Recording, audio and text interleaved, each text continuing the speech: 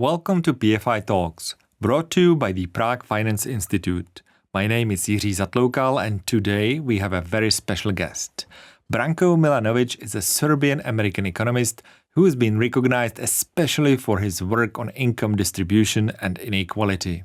Branko, welcome to the show. Well, thank you very much for inviting me. It is, of course, a pleasure. I would love to be in Prague, but we can do it this way too. Maybe next time.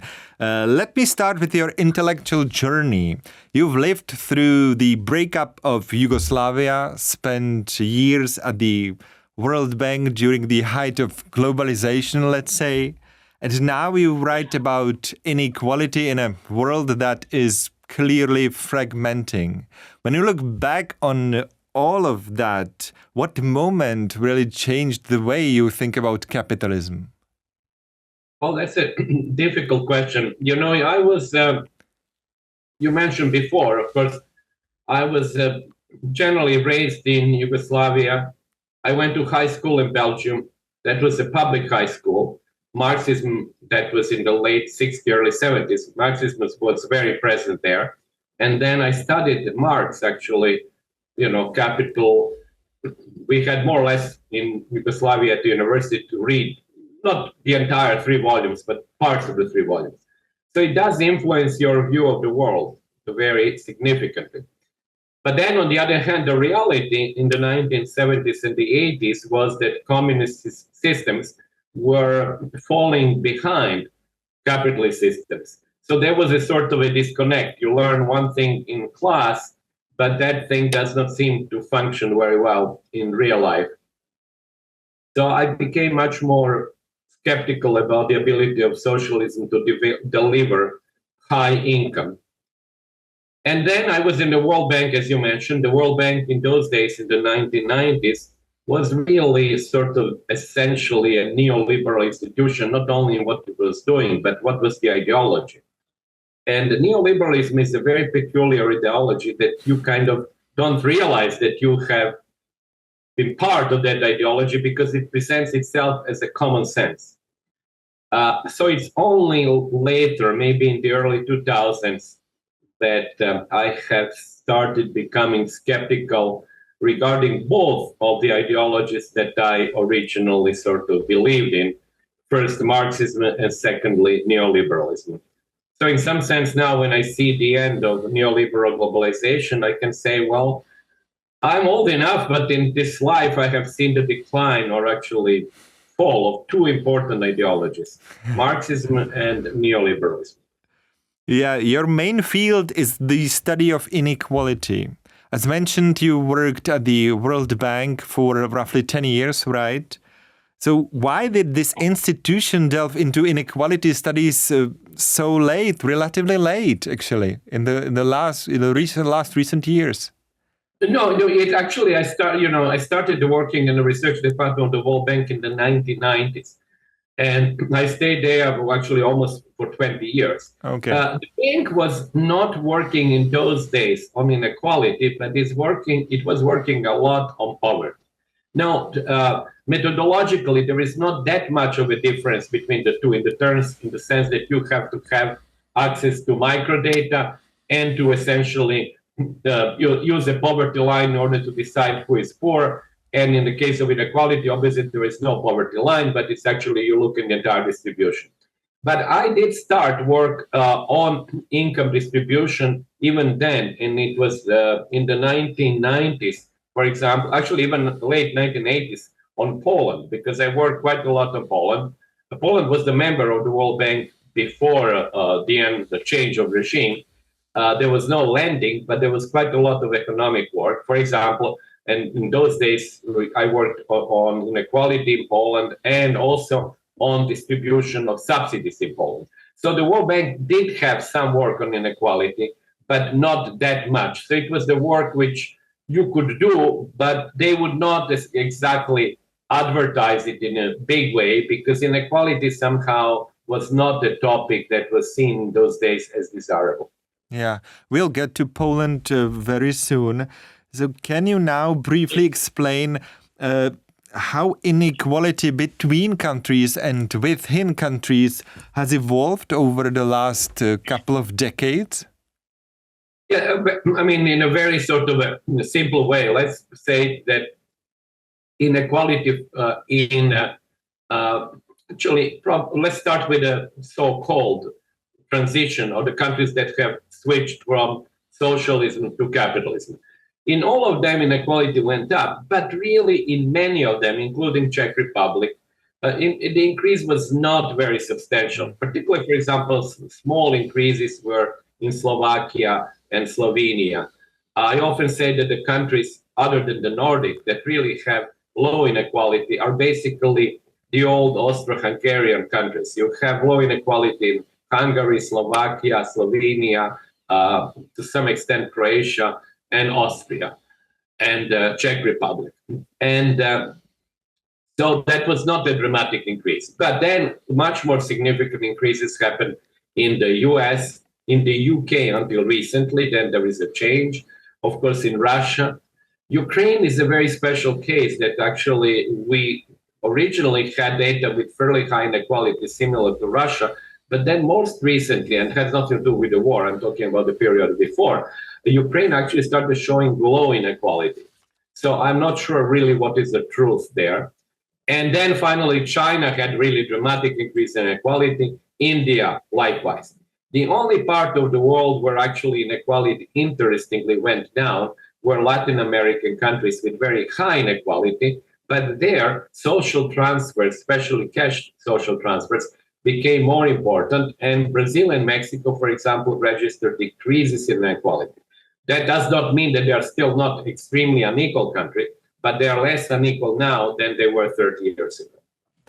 Much of the popular debate on inequality actually focuses on taxation, wealth taxes, capital gains taxes. From your perspective, how effective can taxation in reducing inequality actually be in our globalized world? And let's leave aside Walter Scheidel's argument that wars, violence, and catastrophes are the most effective means of reducing inequality.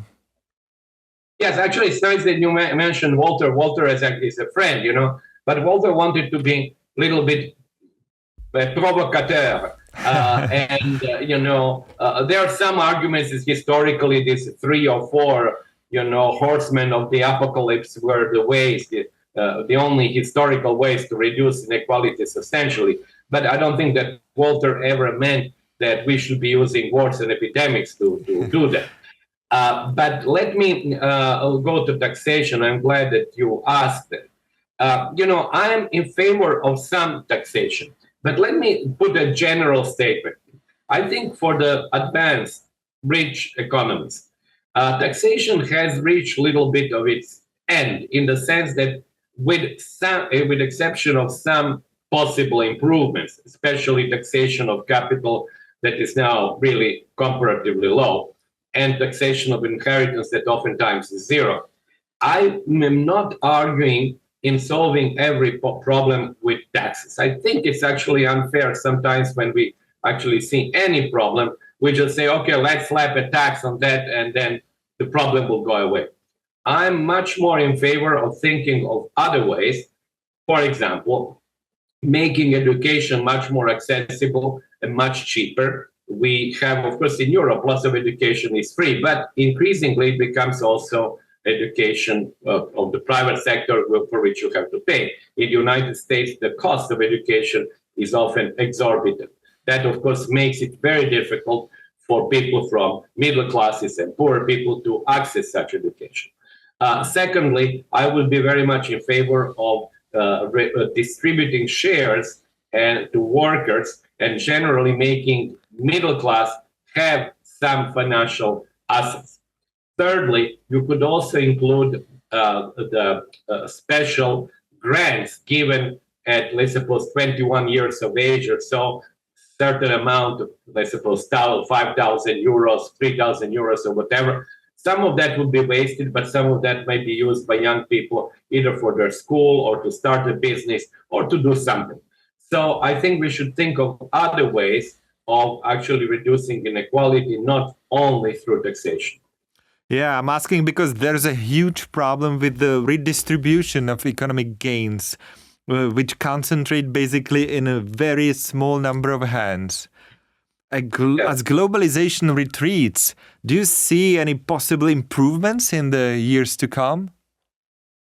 No, first of all, as you know, we are now all sort of wondering what will happen next, because globalization is certainly on the retreat.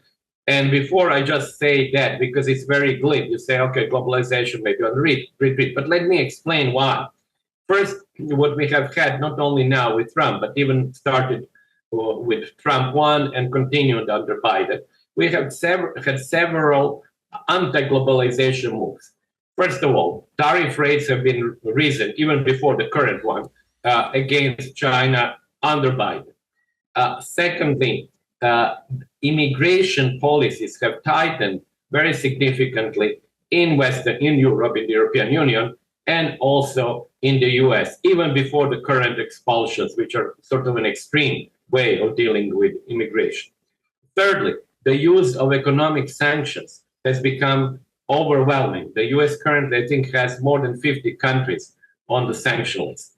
So plus you have the introduction of the industrial policies. All of these are actually elements that are antithetical to kind of neoliberal globalization that in principle encouraged free transfer of technology, free movement of capital and labor, and obviously free movement of goods and services. So we really have had a decline in globalization for the last probably 6 to 7 years. Let me just add, for example, that WTO, the appellate court, does not work anymore practically because Obama has refused to appoint an American judge who was supposed to sit there. So we really have a significant retreat from globalization. I'm sure that you cover these topics in your books. You are quite a prolific author. After publishing a couple of books in the past, your short blog pieces came out in April under the title The World Under Capitalism, and this fall another book will be published titled The Great Global Transformation. Would you briefly describe this book? Just briefly. These are thick books. Very, very briefly. There are two different books. The first one that you mentioned, you rightly said, it is a sort of an anthology, if you want to call it, combination of my short essays that were published in different magazines, but mostly the essays that I published or Substacks that I published on my original blog and then on the Substack. I like very much Substack because essentially I can publish there whatever I want and whenever I want. When you publish, even in different websites that are fast in producing, you still have to deal with the editor, and sometimes I'm impatient. I want to publish it really the same day. In any case, so I selected with my editor, who was formerly my editor at the Harvard University Press, but he's now at Polity Press. We selected something 150 short essays. I think they are kind of fun to read because they cover many areas. They cover really degrowth, the theories of degrowth. They cover inequality, the global inequality, the national inequalities. They cover history of thought. For example, there are quite a few essays on Marx, Adam Smith, on China, on Russia, on globalization or multipolar world also. And finally, in the last part, they are general observations. And I think actually some readers might like maybe to start from that, because this is observations about our life, modern life. And they are each short, they are about 1,000 to 1,200 words. So you can really read them very quickly. I like the style. It's quite wild sometimes and quite vital. It's very nice to read it. Thank you very much. I think maybe I'm just sort of biased, obviously, but the style I think is nice because it is not edited and it's essentially written the way that I wanted to feel and the way that I felt at the given moment in time. So the only corrections were English mistakes that I made from time to time, And I actually wanted the text to be exactly the same the way it was published, so that the reader does not have a feeling, okay, I've now changed a little bit of text, so that shows that I'm smarter than you might think. Maybe in 2017 I predicted the crisis. No, just I kept it the same. Now, the second book, I will brief on that, is of course a very ambitious book. It is called The Great Global Transformation, as you said. The title is essentially taken from Polanyi, and it deals with two major developments that are described as single development. And these two developments are the rise of Asia and China in particular, which leads at the level of nation states to change economic power and then to hegemonic rivalry. So if you want to say, and at some level, it leads to a political conflict. But there is another level, and that there I use the work that I do on inequality and personal incomes, where the rise of China makes the positional situation or the levels of income of people in the rich countries go down. In other words, the Chinese middle class is now overtaking people in the West, some people in the West, in their global income positions. So that leads, in my opinion, to domestic turbulence in the rich countries, rich democratic countries. So these are the two things. China as a geopolitical competitor of the West, and China, or Asia in general, as a force that for the first time in 200 years is pushing individual incomes of the Western middle class down in the global order. These are really big topics. That's right. We feel the impact of China very, very soon. You've argued that capitalism today comes in two distinct forms: liberal meritocratic capitalism and political capitalism, which is the case of China, I suppose. Just explain briefly, how do these systems differ, and what risks or maybe also promises do each carry? I got some people criticize my use of term capitalism for China. I'm not using the term capitalism to mean good or bad things. I just want to be value neutral. And then I use the definition, which was used by Marx and used by Max Weber, which says, a very simple definition, you have capitalism if majority of labor is wage labor, which means they actually do not have the role in production other than to sell their labor power. You have capitalism if majority of production is done on privately owned capital. And you have capitalism if most of the transactions are decentralized. And then if you look at China, in each of these three components, it actually have a majority of wage labor working either in private companies or on their own land, because lots of people are still in agriculture. And you have about 70% of the Chinese GDP is produced in the private sector. More than 50% of the fixed investments is made by the private companies. And you have decentralized coordination. So that makes China economically capitalist. But China is also a regime which has de facto a single party, where the state has a very strong role. So it is really a state capitalism, or if you want to call it political capitalism, which is different from a liberal capitalism, where state does have a role. We see it now in industrial policies, for example, but that role is much more constrained, much more limited. That role is very strong in redistribution, and in regulation in some sense, but certainly does not encompass the areas that Chinese state does. So that is the major difference between the two systems. And they are both capitalists, but they seem also to compete in, not only because China and the US compete, but also in terms of selling, quote unquote, their own system.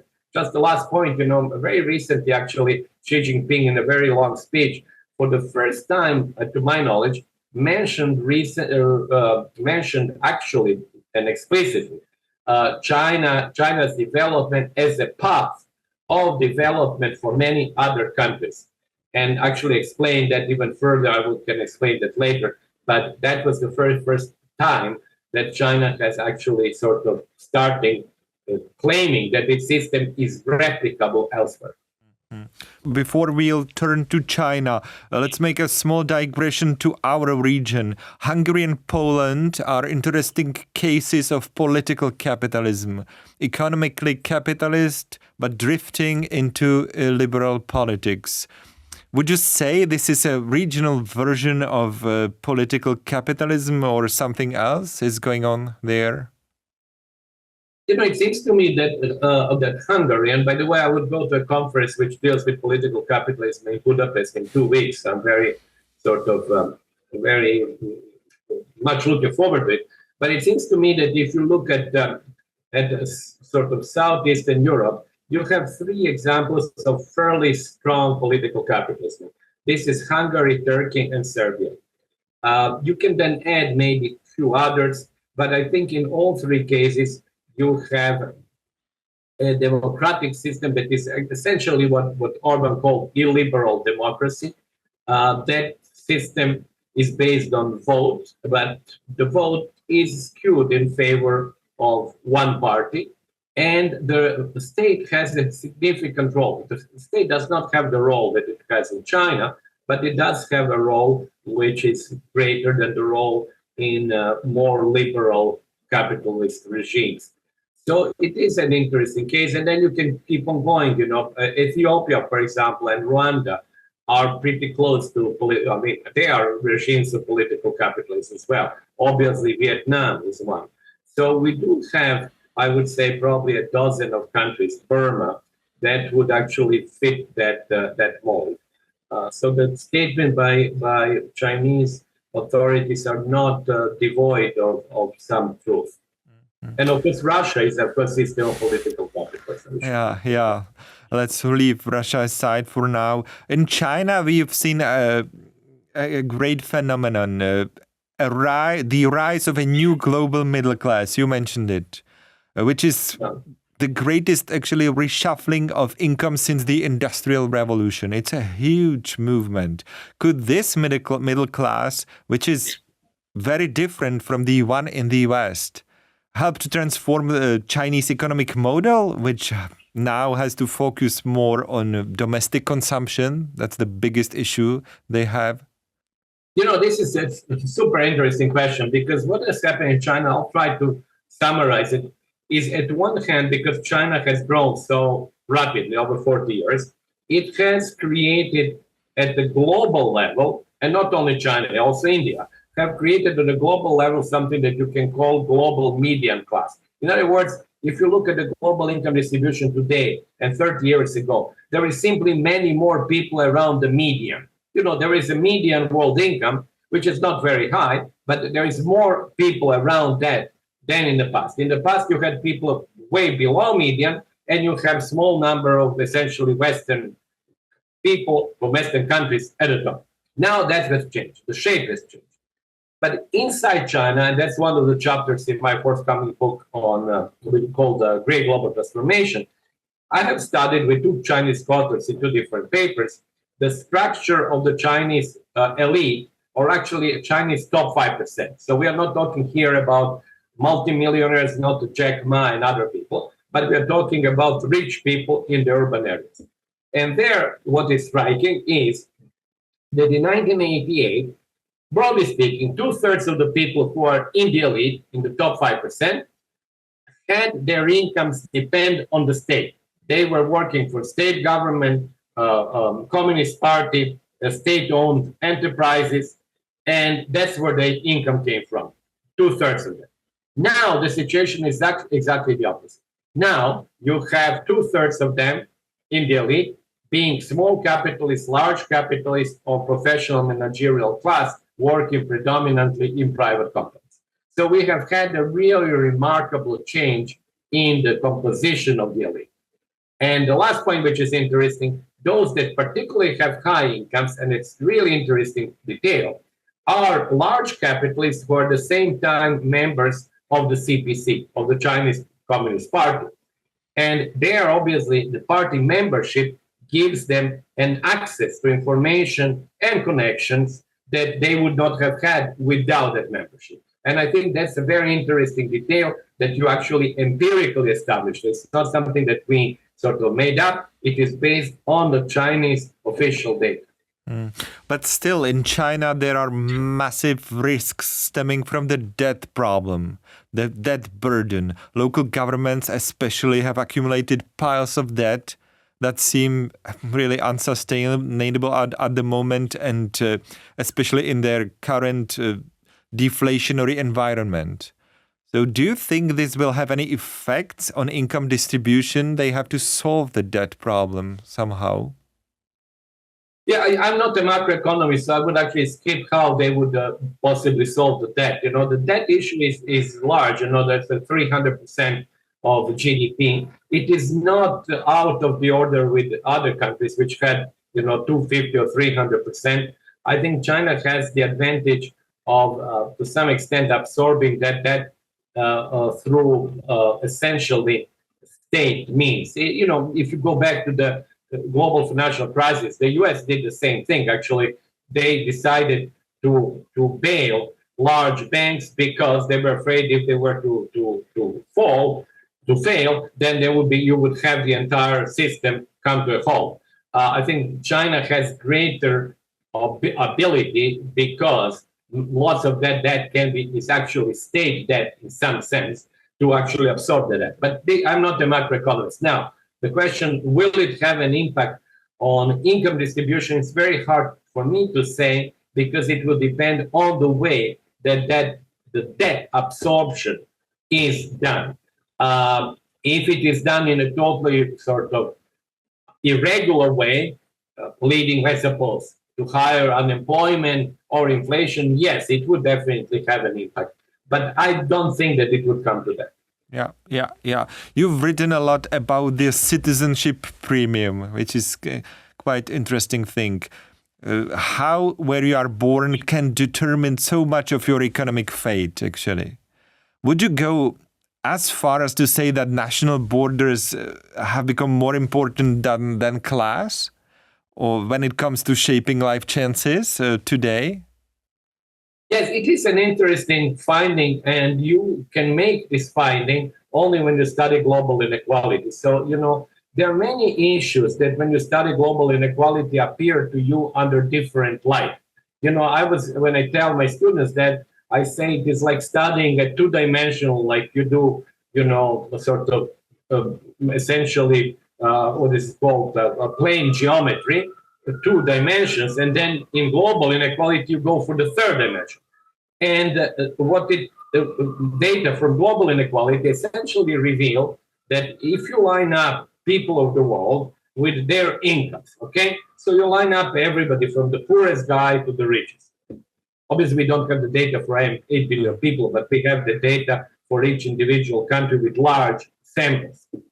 Okay, one thing that you can ask yourself then, as I did, okay, let's suppose that the variable that I want to use to explain incomes is a very simple variable, citizenship. What percentage of income differences am I going to explain with that one variable? Well, it turns out that you explain about half of the difference in income with that one very simple variable. Well, clearly that means that citizenship is very important. If you are born in Denmark, and even if you are at the bottom of the Danish income distribution, you would be somewhere around the 80th global percentile, which means that 80% of people of the world will be below you. And maybe you are like living on social assistance in Denmark, you have never studied anything, your knowledge is very limited, you cannot do maybe any job. And then you have people in Nairobi or Lima who actually have studied, they are smarter than you, they have much more knowledge, and their income is 1/2 of yours. So clearly, this is the citizenship premium. The same applies definitely for the Czech Republic, or at least for Prague. Prague is a very wealthy region. So yes. Building on that, would you say that immigration restrictions today are a kind of modern day feudalism? Are we locking people into place the way aristocracies once did with class?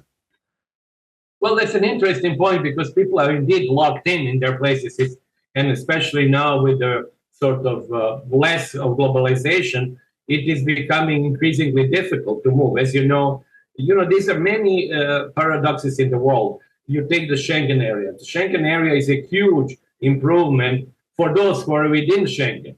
In other words, then you really can travel very easily without having passport and without waiting in lines and so on. And that has always been like that. An improvement in one area requires that the control over who can join that area becomes much tighter. So in other words, what we are having much less control and greater freedom within one area, but much greater control and less freedom between that area and the rest of the world. And in that sense, yes, actually, I think that in these impediments to migration have become, you put it well, I haven't thought of that, but somehow like in the olden days when you had serfdom, you had, serfs who were allocated to the domain, and they could not just switch the domain. You don't like your own master, you could not just move away and go somewhere else. So yes, there is certain element of being, rooted to the land where you were born. But there's also a counterpoint. I recently read a book by Banerjee and Duflo, Good Economics for Hard Times, a very good book, which argues that most people actually do not want to change their place of birth because they just feel uncertainty, discomforts. They don't want to break their social ties. Do you acknowledge this? Honestly, I don't actually. Well, to take the example of Banerjee and Duflo, they have both cut off their social ties and moved somewhere else. But okay, leaving that point aside, if this were true, that would be an argument to actually getting rid of all the impediments to migration. If you really believe that people would not have systemic desire to improve their income by moving from Morocco to France or from Mexico to the United States, that if it's true, then let's say everybody can travel and live wherever they want. Well, obviously, that's not true, because if you were to do that, you would have flows of millions. And actually, Gallup poll shows that in many countries, if you ask people, and you ask them specifically questions, not only would you like to move out, but you ask them, have you done some steps towards that? You have countries in Africa and some even countries in Eastern Europe where you would actually have significant decline in the population. So there could be like 1/3, and even in some African countries, 80% of the people would move out. So I just don't believe that factually what they're saying is true. So you've suggested that globalization might have already peaked. If that's true, is there any moment in economic history that this reminds you of? Like maybe the unraveling before the First World War or something else? So you've written actually about, you made the comparison like that before. Unfortunately, it does seem similar in some respects to the unraveling of the World War I.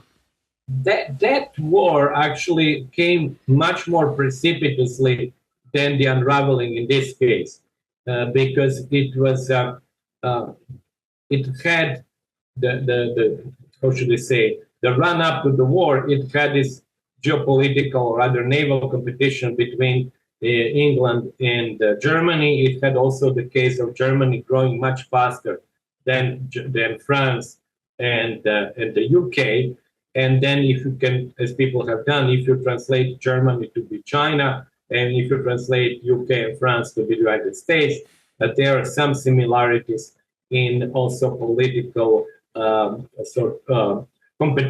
economic and military competition.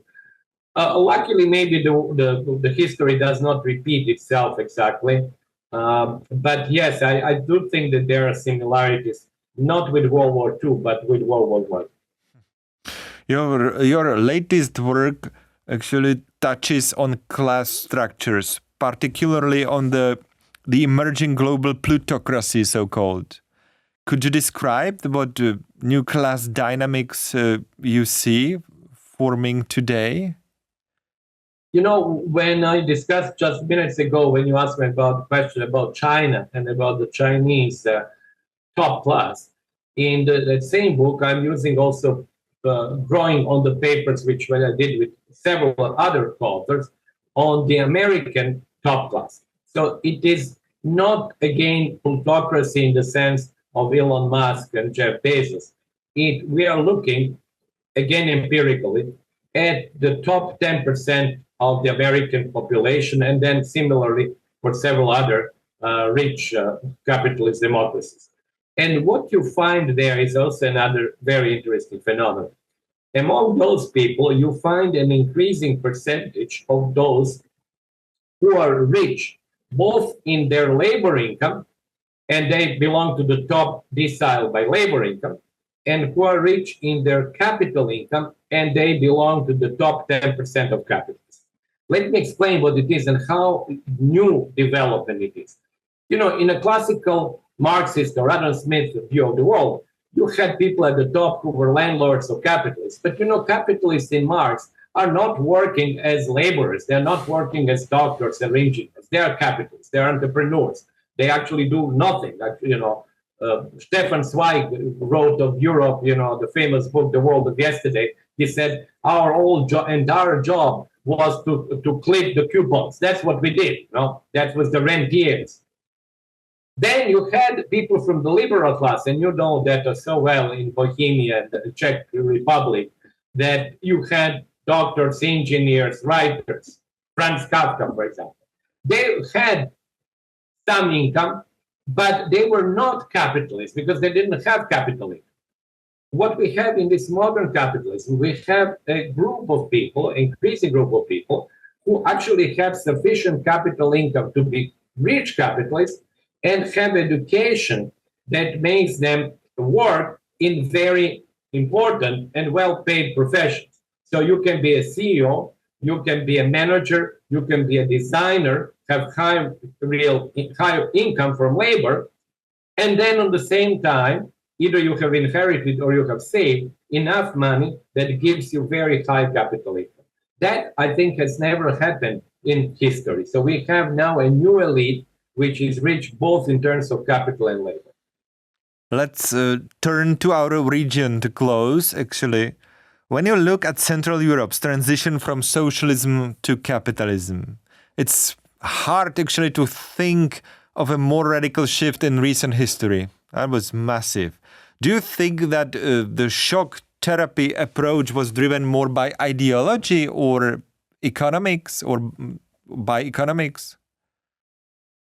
I think it was driven by ideology because, let me put it like that, nobody was prepared for that shift. It came too fast. You had Gorbachev in 85 in the Soviet Union. By 87, 88, it was clear things have started changing. There was simply not enough time to think how to do it. And the shock therapy was driven by that lack of time. It was driven by ideology, and it was driven in some cases, particularly I think in Russia, by a fear, and that was actually sort of supported by the US, by a fear that if you do not privatize fast enough, somehow communists will come back and the privatization would stall and maybe would be reversed. So, there was this whole approach that you had that was so-called the cost theorem. It doesn't matter to whom you privatize. You can just give it to anybody. And these people eventually, if they're not good entrepreneurs and good capitalists, they would sell to somebody else who will be more efficient. Of course, what that whole story forgot is that you have a massive redistribution of assets, and many people would steal these assets. So it's not exactly indifferent to you, should you really sell the asset to somebody who is going to manage the assets, or you should sell it, I think it was a Czech